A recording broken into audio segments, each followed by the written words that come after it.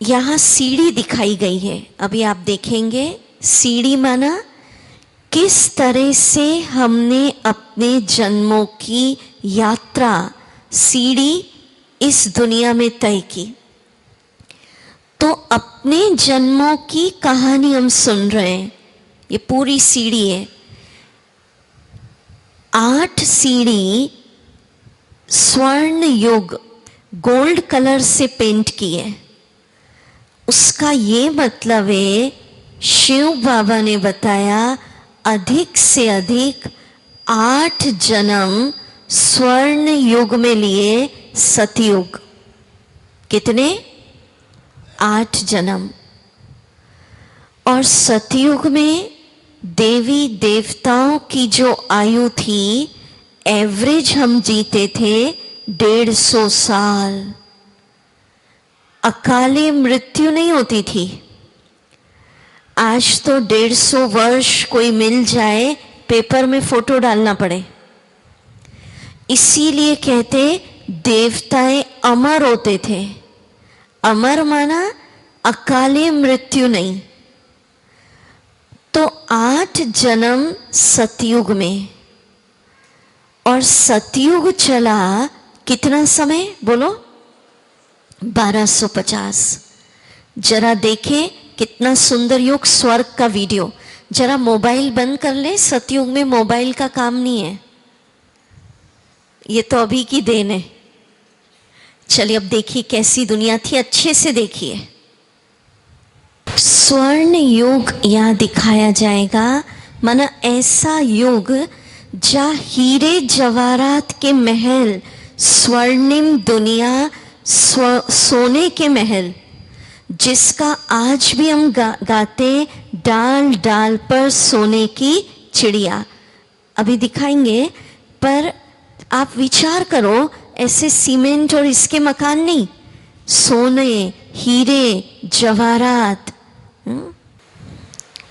ये देखिए सोने का महल आ गया, पुष्पक विमान आ गए। कार में नहीं घूमते थे देवी देवताएं, पुष्पक विमानों में घूमते थे। ये स्टोरी इसी दुनिया की। श्री लक्ष्मी श्री नारायण का राज्य संपूर्ण सुखमय, शांति, प्यार वाली दुनिया। देखते जाए वीडियो। सिर्फ देवी देवताएं। देखिए ये पुष्पक विमानों में देवी देवताएं घूम रहे हैं। हमारी स्टोरी है। चारों तरफ स्वर्णिम महल, देवी देवताएं रास कर रहे हैं। खुशी, आनंद, प्यार, सुखमय सृष्टि। दुख, तनाव, नाम निशान नहीं। देखिए रास चल रहा है। ये शिव बाबा ने हमें क्लियर किया, ऐसा स्वर्णिम युग जहाँ जिसका गायन हेवन, बहिष्ट, देखते चले। सतयुग का राज दरबार, पैराडाइज। नेक्स्ट वीडियो, 2 वीडियो है इसमें भाई। राज दरबार, स्वर्ण युग के महल, श्री लक्ष्मी श्री नारायण का राज्य। माना देखते चले आप, संपूर्ण सुखमय, शांतिमय, प्यार वाली दुनिया। पुष्पक विमान आ रहे हैं। कितना सुंदर समय। एक धर्म, एक का राज्य। श्री कृष्ण, श्री राधे। देखिए कितना सुंदर। अब आप विचार करो, साक्षात श्री कृष्ण, श्री लक्ष्मी, श्री नारायण, श्री राधे इस सृष्टि पर घूम रहे। ऐसा स्वर्णिम भारत, स्वर्णिम दुनिया। सबके सिर पर ताज चमक रहे हैं। ये हमारी स्टोरी है। सबके भीतर देवताई गुण, वो देवत्व, हेवन, पैराडाइज, बहिश्त,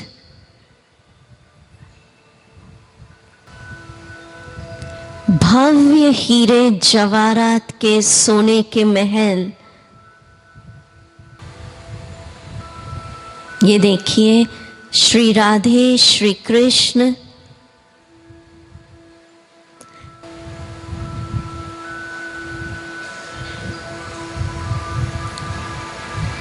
ये चित्र दिख रहे हैं, ये चैतन्य में थे।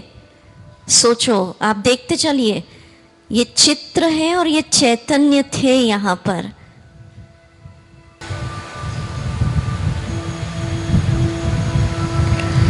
तो अभी जो चित्रों में देख रहे, चैतन्य में ऐसी देवी देवताओं वाली दुनिया, हीरे जवाहरात के महल, पुष्पक विमान, जिसका गायन है घी दूध की नदियां बहती थी।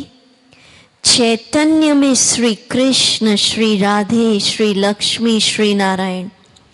ये हमारी स्टोरी है। फर्स्ट युग चला सतयुग। जन्म हुए 8, समय हुआ 1250 साल चला। माना सारी सृष्टि पर सुख, शांति, प्यार। दुख क्या है, तनाव क्या है, भ्रष्टाचार क्या है, ये शब्द ही नहीं थे। फिर सृष्टि और बड़ी हुई, एपिसोड बढ़ रहा है। अच्छा, वर्ल्ड पॉपुलेशन उस समय थी सतयुग में 9 लाख प्रारंभ की। कितनी थी? सिर्फ 9 लाख। आप सोचो, एक शहर भी नहीं आज। धीरे धीरे आत्माएं आ रही है परम धाम से, पॉपुलेशन बढ़ती जाती है। दूसरा युग कौन सा आया? बोलिए अभी। त्रेता। गोल्डन पीरियड बीता, सिल्वर पीरियड आ गया। अब त्रेता युग में अधिक से अधिक जन्म हुए, 12। जन्म बढ़ते जा रहे हैं। आप देखिए, सीढ़ी बताई है। सीढ़ी माना एक एक जन्म की एक एक स्टेप्स, सीढ़ी, यात्रा। कैसे हमने अपने जन्म की यात्रा दुनिया में तय की।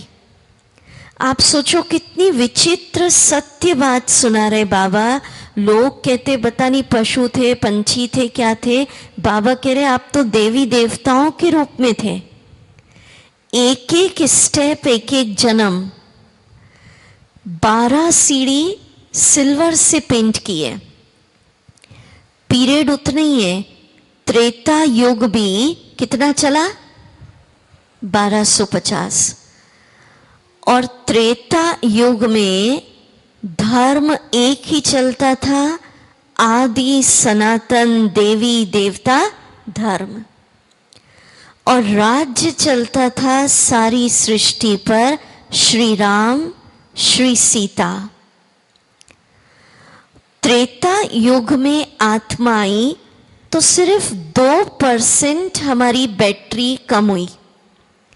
सतयुग में थे तो 100%। जैसे जैसे जन्म लेते जाते, सीढ़ी नीचे उतरते जाते, तो आत्मा की बैटरी, आत्मा की पावर क्या होती जाती है? कम।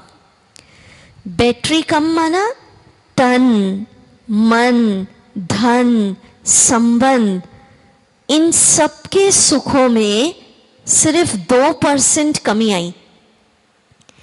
सतयुग में तन का सुख 100%।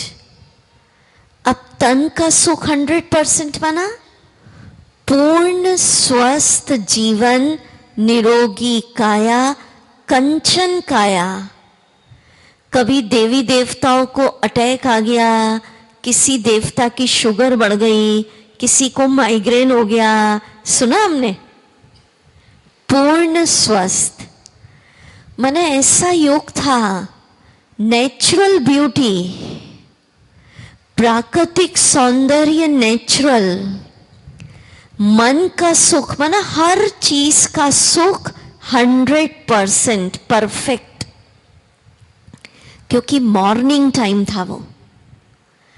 मन का सुख 100% माना मन में बहुत खुशी थी, शांति थी, आनंद, उत्साह, एकाग्रता।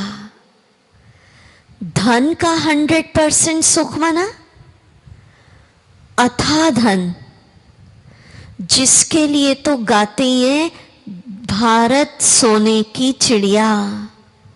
आप सोचो, सोने के महल और हीरे जवाहरातों की जड़त, ये सब शिव बाबा ने क्लियर किया। घी दूध की नदी माना प्रैक्टिकल कोई घी की नदी नहीं होती, ये एक संपन्नता का प्रतीक है। इतनी संपन्नता हमारे जीवन में थी। संबंधों का सुख 100%, आपसी संबंधों में निस्वार्थ प्यार, हर कोई देता था सुख सम्मान, इसलिए देवता। आज हर कोई मांग रहा है, संबंधों में स्वार्थ। तो सतयुग त्रेता, त्रेता भी कितना चला बताइए? 1250। दोनों युगों की आयु जोड़ दीजिए, टोटल कितना हुआ? 2500 वर्ष। अब सोचिए, स्टार्टिंग में 2500 वर्ष तक इस दुनिया की फिल्म में ये संसार स्वर्ग, हेवन, बहिश्त कहलाता था। एक धर्म चलता था, एक भाषा चलती थी, मनुष्य नहीं, चैतन्य में देवी देवताएं घूमते थे। हमारी स्टोरी है, हमारे भीतर देवत्व था, वो दिव्य गुण, फुल्ली बैटरी चार्ज थी। तनाव क्या होता, दुख क्या है, डिप्रेशन, अशांति, भ्रष्टाचार, पाप, शब्द ही नहीं थे। इस सृष्टि का कितना सुंदर समय, क्या वाइब्रेशन होगा जब चारों तरफ सुख, शांति, प्यार, खुशी वाली दुनिया, स्वर्णिम युग। ठीक है, सबके चेहरे खिले गुलाब। सृष्टि चक्र और बड़ा होता जा रहा है, मतलब फिल्म आगे बढ़ती जा रही है। सतयुग बीता, त्रेता बीता, तीसरा युग मतलब सुबह हो गई, दोपहर हो गई, फिर कौन सा युग आ गया भाई? द्वापर। अब ये नहीं पूछ सकते दीदी सतयुग था तो वो ही चलता रहता ना, क्यों त्रेता आ गया, क्यों द्वापर? नहीं, ये तो दुनिया की फिल्म है, काल का चक्र है, ऐसे ही चलेगा, इसको कोई भी रोक नहीं सकता। जैसे सुबह, दोपहर, शाम, रात, ऐसा थोड़ी कहते सुबह ही है तो सुबह ही सुबह चलती रहे ना, रात क्यों आती है? ठीक है, ये तो एक समय का चक्र है, ऐसे ही चलती फिल्म। अब तीसरा युग आया द्वापर।